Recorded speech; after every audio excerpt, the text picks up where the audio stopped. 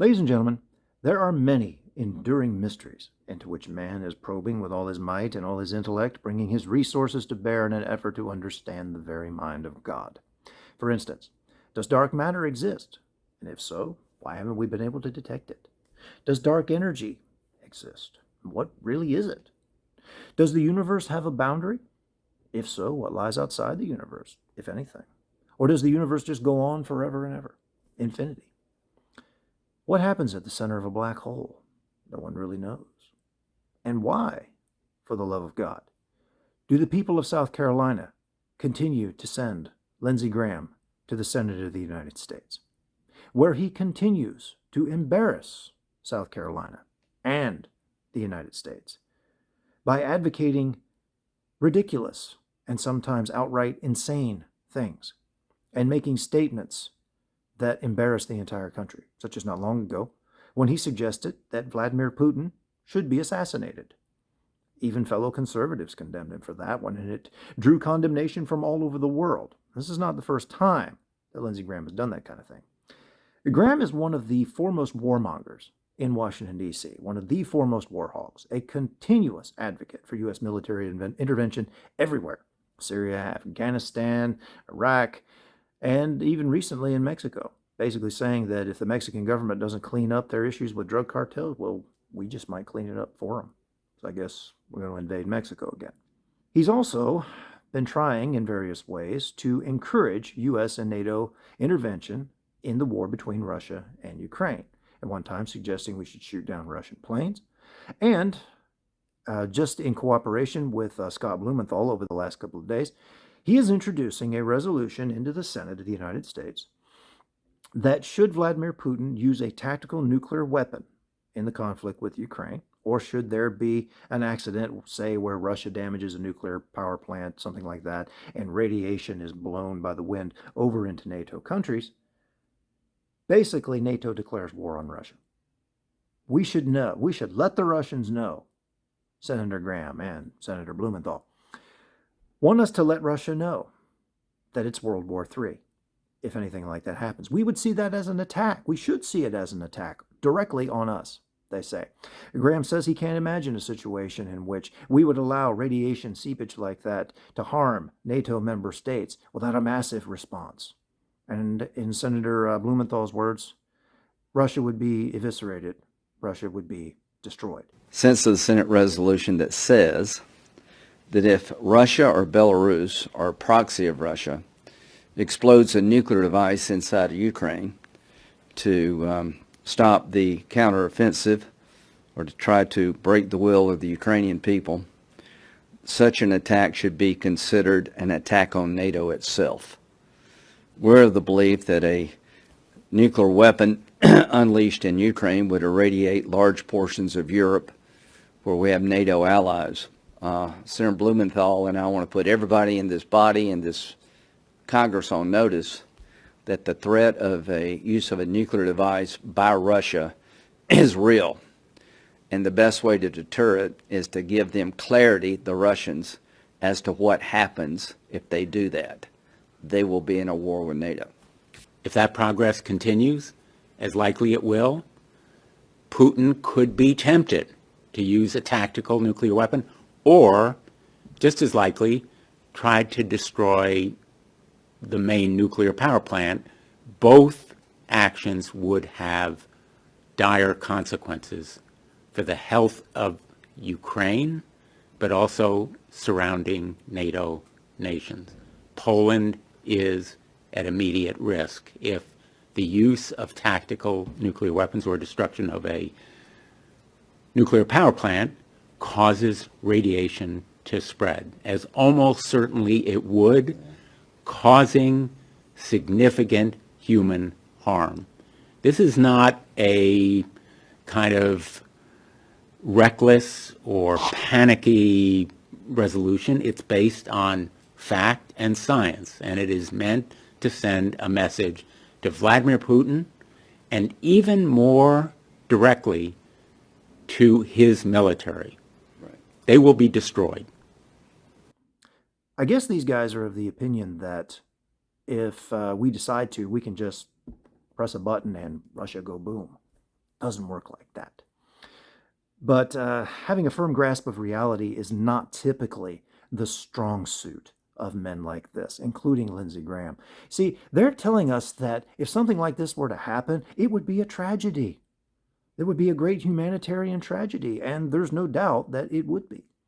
But I don't think it's reasonable to react to a humanitarian crisis, to a humanitarian tragedy, by creating a much more massive humanitarian tragedy.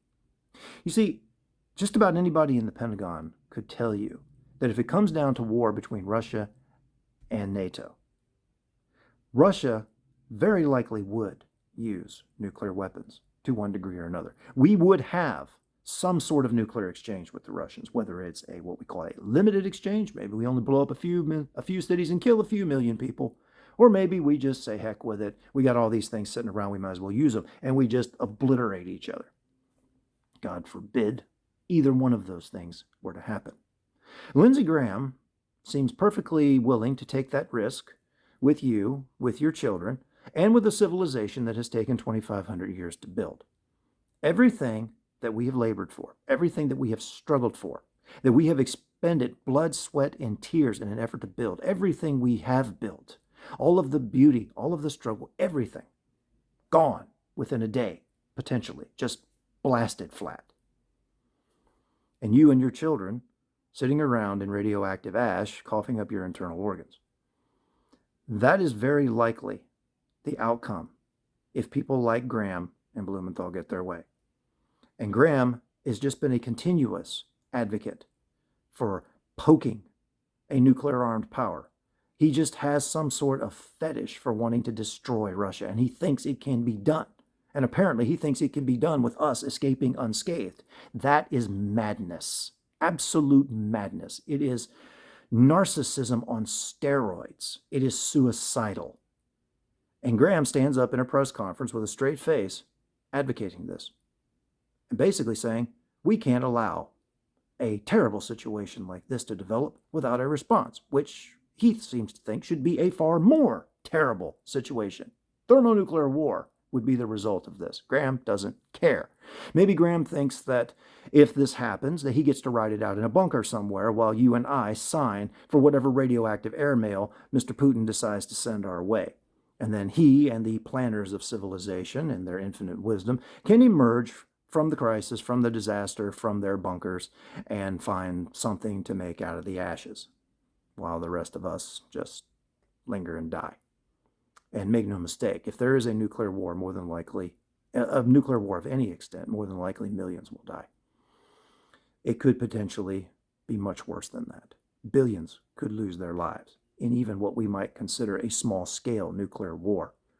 If the international infrastructure is destroyed, things go down. We're too connected in trade routes and other such things, and dependent on technology. If something like that were to happen, the cost would be absolutely ghastly, even if just a small nuclear conflict happened. Experts have been warning for a long time that even if India and Pakistan should lob a few dozen nukes at each other, the global consequences could be absolutely disastrous. Senator Graham doesn't seem to care. Once again, he is advocating what effectively amounts to Armageddon and seems to be completely unaware of it. So in conclusion, ladies and gentlemen, if there is some unwritten law somewhere that I'm unaware of that requires, mandates that at least one of South Carolina's senators must be insane, then by all means, elect an insane senator. But can we agree to make it a benign form of insanity? Can we elect someone perhaps who talks to bunny rabbits, invisible bunny rabbits when nobody's around? Could we elect somebody who thinks Jaws 3 was better than the original? Okay, benign insanity.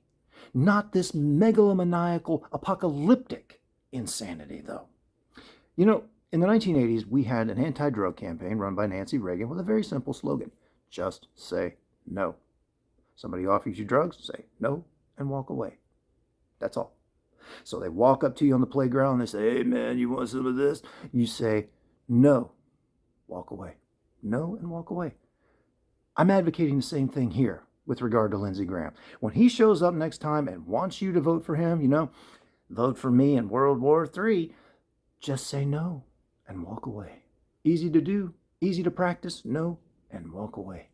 Now, if you want to rant, I'll support you, obviously, absolutely. You can say, no, Lindsey, no, we don't send crazy people to Washington, D.C. Maybe we did in the past, that's our bad. We're over it now. We see the lesson. We have learned our lesson, okay? We're not going to do that anymore. No. Very easy to do. Can we agree on this, South Carolina? Not going to send Lindsey Graham to Washington anymore. Not going to send an advocate for the apocalypse to our halls of government any longer. Not going to scare the people of the world into thinking that we're all lunatics, because they watch the nightly news just like we do, and they see America and Russia going back and forth, and they see guys like Lindsey Graham standing up there. And I know many of them are just watching this going, oh my God, am I going to wake up in the morning? What is wrong with these people? We could save these guys a lot on blood pressure medications and all that sort of thing if we would just get rid of politicians like Lindsey Graham. Send them back to private life where they can play with their army men in the tub if they want to, and imagine World War III, but we don't have to live through it. Okay, now I'm being facetious here. I'm having some fun with this, yes.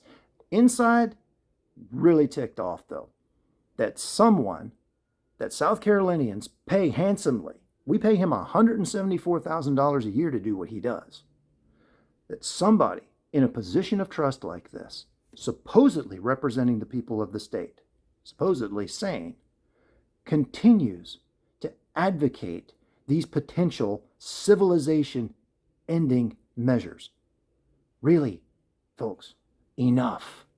Please, please, for the love of heaven, get rid of people like Lindsey Graham and Scott Blumenthal before they get what they want and we no longer have a country.